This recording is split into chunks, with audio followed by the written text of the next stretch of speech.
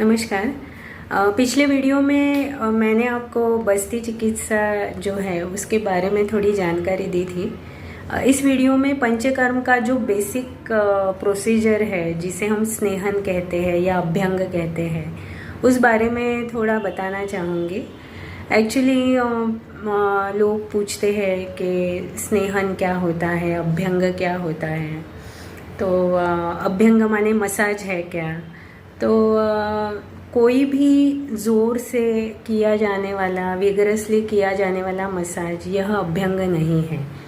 तो अभ्यंग जो है वो जो प्रेशर पॉइंट्स है वहीं पे ही खाली और वहाँ पे भी हल्के हाथ से जो तेल लगाया जाता है उसे अभ्यंग कहते हैं। अब अभ्यंग का महत्व क्या है, तो हमारे जो संहिताकार हैं जिन्होंने हमारे आयुर्वेद के ग्रंथ लिखे हैं तो उन्होंने कहा है कि अभ्यंगम आचरेत नित्यम। तो खाली पंचकर्म है इसीलिए अभ्यंग करना है ऐसा नहीं है।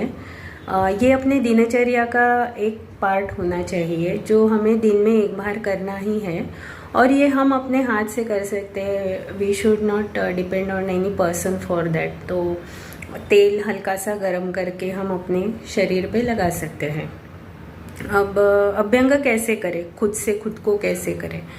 तो एक तो अभ्यंग एक ही दिशा में करना चाहिए एट ए टाइम।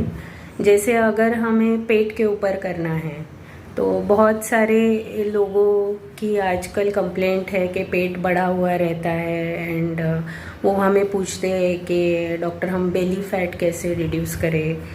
तो या पेट दुखने की कंप्लेंट्स होती है या काफ़ी सारी कंप्लेंट्स में हम पेट के ऊपर तेल लगाने को कहते हैं पेशेंट को।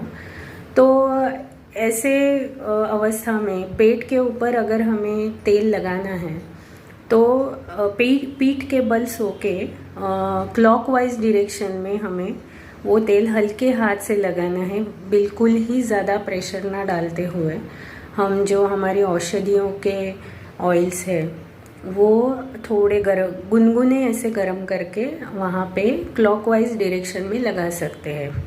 हाथों को और पैरों को कैसे लगाएं, तो जनरली ऐसा है कि टू एनहांस द सर्कुलेशन जैसे हम बोल सकते हैं, या वेरिकोज वेंस की आजकल बहुत ज़्यादा कंप्लेंट रहती है। मतलब जिनका बहुत ज़्यादा स्टैंडिंग पोजीशन वाला जॉब है, ज़्यादा घंटे जिनको खड़े रहना पड़ता है, जैसे टीचर्स है, तो उनके लिए ऑपोजिट डायरेक्शन में मसाज करना ज़्यादा फ़ायदेमंद होता है। जैसे नीचे से ऊपर ऐसे डायरेक्शन में अगर वो अपने पैरों को मसाज करे then it is more beneficial. हाथों को भी हम एक ही डायरेक्शन में मसाज करें तो ज़्यादा फ़ायदेमंद होता है।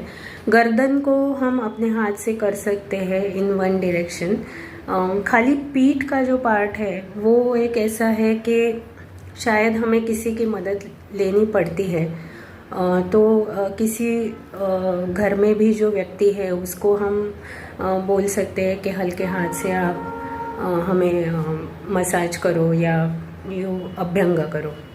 तो इस प्रकार से कई व्याधियों में अभ्यंग बहुत ही ज़्यादा फ़ायदेमंद होता है। बल्कि कितनी व्याधियाँ ऐसी ही है कि थोड़े दिन हम उसमें औषधियाँ देते हैं और उसके बाद लोगों को बोलते हैं कि नहीं आप लॉन्ग टर्म अभ्यंग करते रहो। और अभ्यंग आप जितना करते रहेंगे उतना आपके शरीर में वात प्रकोप नहीं होगा, वात बढ़ेगा नहीं और आपका शरीर बलवान हो जाएगा, सुदृढ़ हो जाएगा। अभ्यंग से क्या क्या होता है, आपका मसल टोन अच्छा होता है, वहाँ का जो वात बढ़ा है वो कम हो जाता है। जैसे कि कितने लोगों के सांधों से कटकट आवाज़ आती है चलते वक्त, तो अभ्यंग अगर हम नित्य करें तो उसमें भी काफ़ी हमें इम्प्रूवमेंट दिखता है। कहाँ पे भी अगर पेनिंग हो, जैसे बोलते हैं कमर दुख रही है, पीठ दुख रही है, गर्दन दुख रही है, यहाँ कहीं पे भी हम अच्छी तरह से अभ्यंग कर सकते हैं और उसके बहुत हमें फ़ायदे भी दिखते हैं। लेकिन एक ही है कि आप वैद्य के सलाह से ही ये सब करें और पहले वैद्य को पूछ ले कौन सा ऑयल यूज़ करें, किस व्याधि के लिए कौन सा ऑयल यूज़ करें, ये वैद्य को ही निर्धारित करने दीजिए एंड वैद्य की सलाह के बाद ही अभ्यंग करें। दूसरी चीज़ बच्चों में अभ्यंग। तो बच्चों में तो अभ्यंग बहुत ही ज़्यादा ज़रूरी है to enhance their physical and mental health, बहुत ही ज़्यादा।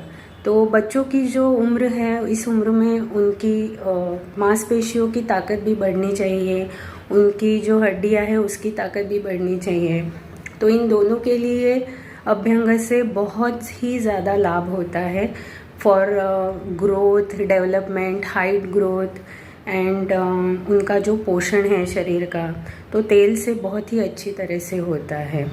और दूसरा जो बेड रिडन पेशेंट्स है, पैरालिटिक पेशेंट है, उनमें तो अभ्यंग जैसे एक मिराकुलस थिंग है कि वहाँ पे अगर हम उनको अच्छे से अभ्यंग करें वो पेशेंट को, तो हमें बहुत ही ज़्यादा उनकी जो मूवमेंट्स है उसमें काफ़ी अच्छी सुधारना हमें दिखती है, काफ़ी अच्छी इम्प्रूवमेंट उन पेशेंट में हम देखते हैं।